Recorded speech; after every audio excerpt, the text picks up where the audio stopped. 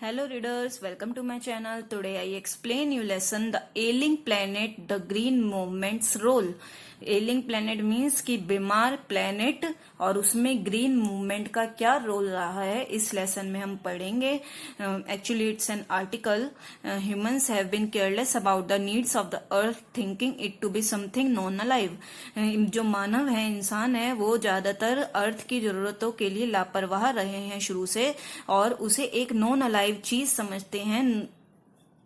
In this thought-provoking essay, the author urges us to consider the earth as an ailing human being who needs immediate care, otherwise it will be too late. और ये विचार करने पर मजबूर करने वाला एक निबंध है जिसमें हमें लेखक आग्रह कर रहे हैं कि हमें अर्थ को एक बीमार ह्यूमन बीइंग, बीमार इंसान की तरह कंसिडर करना चाहिए जिसे इमीडिएटली देखभाल की जरूरत है, वरना बहुत ज्यादा लेट हो जाएगा. We have been exploiting the Earth's principal biological systems badly. We need to mend our ways. और हमने अर्थ के जो जैविक सिस्टम है उनको बुरी तरह से बर्बाद किया है. हमें अपने तरीकों में सुधार करने की जरूरत है. Our population, the mother of all problems, is indeed burdensome to our earth. और साथ में our population, बढ़ती हुई जनसंख्या जो कि सारी प्रॉब्लम्स की जड़ है, वो भी अर्थ पर एक बर्डन, बहुत बड़ा बर्डन है. One cannot recall any movement in world history which has gripped the imagination of the entire human race so completely and so rapidly as the green movement which started nearly 25 years ago. किसी को कोई पूरी world history में ऐसा movement याद नहीं होगा जिसने पूरी मानव जाति को सोचने पर मजबूर कर दिया और साथ में इतनी रैपिडली उसने ग्रोथ करा जितना ग्रीन मूवमेंट ने करा है. इससे मतलब अच्छा कोई, इससे बड़ा कोई मूवमेंट नहीं हुआ है अब तक, जो कि करीब 25 साल पहले ही शुरू हुआ है. In 1972 the world's first nation wide green party was founded in New Zealand. और 1972 में दुनिया की पहली ग्रीन पार्टी शुरुआत करी गई थी न्यूजीलैंड में. Since then the movement has not looked back. और उसके बाद इस मूवमेंट ने पीछे मुड़कर नहीं देखा. We have shifted one hopes irrevocably from the mechanistic view to a holistic and ecological view of the world. और हमने किसी के विचार को वास्तव में मैकेनिस्टिक व्यू मीन्स एक मशीन ना समझ के अर्थ को उसे प्रिजर्व करना है, उसे कैसे देखभाल करनी है, उस चीज के लिए सबको सोचने पर मजबूर किया है. It is a shift in human perceptions as revolutionary as that introduced by Copernicus, who taught mankind in the 16th century that the Earth and the other planets revolved around the sun. और ये एक बदलाव है human को जागरूक करने के लिए, मानव को जागरूक करने के लिए, जैसे कि रिवोल्यूशन के ऊपर कोपर्निकस ने बताया था 16th सेंचुरी में दैट अर्थ और सारे प्लैनेट्स सन के अराउंड चक्कर लगाते हैं, रिवॉल्यूशन लेते हैं. For the first time in human history there is a growing world wide consciousness that the earth itself is a living organism, an enormous being of which we are parts.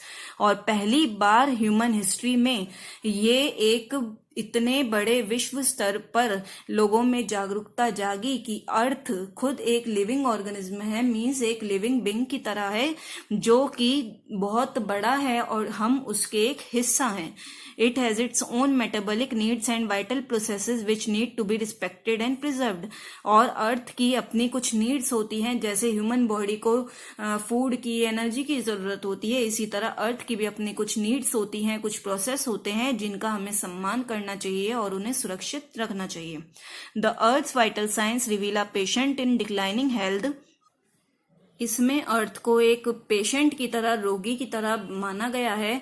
तो कहते हैं कि अर्थ के जो लक्षण हैं वो बताते हैं कि जो वो पेशेंट बहुत, उसकी हालत और ज्यादा बिगड़ती जा रही है. We have began to realise our ethical obligations to be good stewards of the planet and responsible trustees of the legacy to future generations. हमें अपने नैतिक कर्तव्यों को समझना चाहिए. नैतिक कर्तव्यों को समझते हुए हमें अर्थ का, इस प्लेनेट का एक अच्छा प्रबंधक बनना चाहिए, जिससे कि हम अपने लिए तो प्रिजर्व करें और साथ में आने वाली फ्यूचर जनरेशंस के लिए भी हम प्रिजर्व करें। The concept of sustainable development was popularised in 1987 by the world commission on environment and development. अब सस्टेनेबल डेवलपमेंट का जो कॉन्सेप्ट था वो 1987 में शुरू हुआ और world commission on environment and development द्वारा ये दिया गया था। In its report it defined the idea as, इस रिपोर्ट में इस आइडिया को इस तरह से डिफाइन करा गया है, development that meets the needs of the present without compromising the ability of future generations to meet their needs. Means कि ऐसी डेवलपमेंट, ऐसा विकास जो प्रेजेंट के लिए, मतलब जो इस टाइम प्रेजेंट में लोग हैं उनकी तो नीड्स को पूरा करे ही करे, साथ में फ्यूचर जनरेशन्स के लिए भी उनकी जरूरत पूरी करने के लिए भी वो प्रिजर्व करके रखे, उनकी फ्यूचर, आने वाले फ्यूचर जनरेशन के लिए भी कोई कॉम्प्रोमाइज ना हो, without stripping the natural world of resources future generations world need. Means जो फ्यूचर जनरेशन को चीजों की जरूरत है, नेचुरल रिसोर्सेज की जरूरत है, हम उन्हें उनसे ना छीने। In the zoo at Lusaka Zambia there is a cage where the notice reads. अब इसमें एक जू की बात हो रही है। लुसाका जाम्बिया में एक केज है, पिंजरा है, जहां पर लिखा हुआ है the world's most dangerous animal, दुनिया का सबसे खतरनाक animal. Inside the cage there is no animal but a mirror where you see yourself.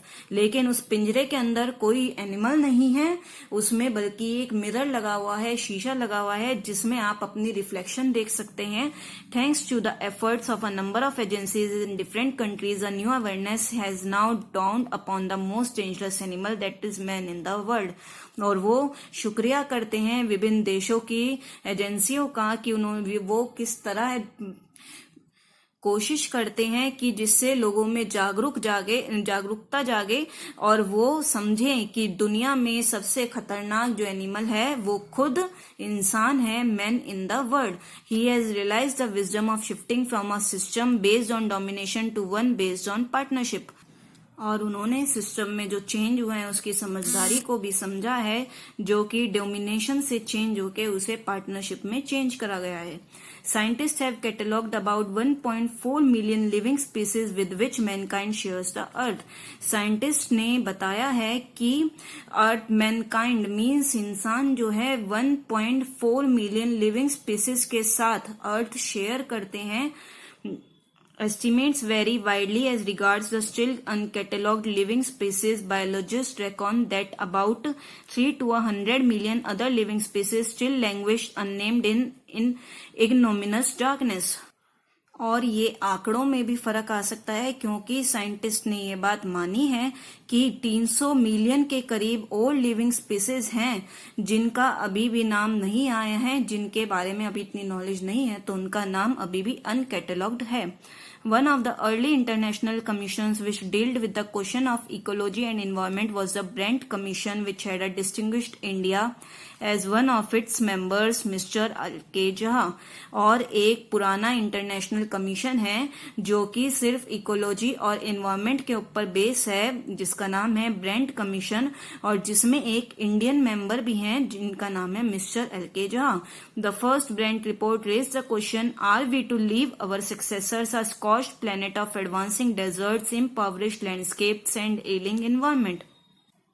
और जो फर्स्ट ब्रेंट रिपोर्ट आई थी उसमें सबसे पहला जो क्वेश्चन रेज हुआ था, क्वेश्चन उठा था, वो ये उठा था कि क्या हम अपने सक्सेसर्स मीन्स आने वाली पीढ़ी के लिए एक scorched planet of advancing deserts means बेकार प्लेनेट, सूखता हुआ प्लेनेट जो कि डेजर्ट होने की कगार पे है, इम्पावरिश्ड लैंडस्केप्स मतलब जहाँ के नेचुरल सीन बिल्कुल बेकार हो रहे हैं, एंड एलिंग इन्वायरमेंट और साथ में अनहेल्दी इन्वायरमेंट छोड़कर जा रहे हैं। क्या हम अपने फ्यूचर जनरेशन के लिए इस तरह के अर्थ को छोड़कर जा रहे हैं? ऐसी अर्थ हम उनके लिए छोड़ेंगे। आई होप आपको लेसन यहाँ तक समझ में आ गया होगा। आगे का लेसन नेक्स्ट वीडियो में कवर करेंगे। पार्ट 2 में हम इसके बारे में और डिस्कस करेंगे। And please don't forget to like, share and subscribe the channel. Okay, thank you, bye bye.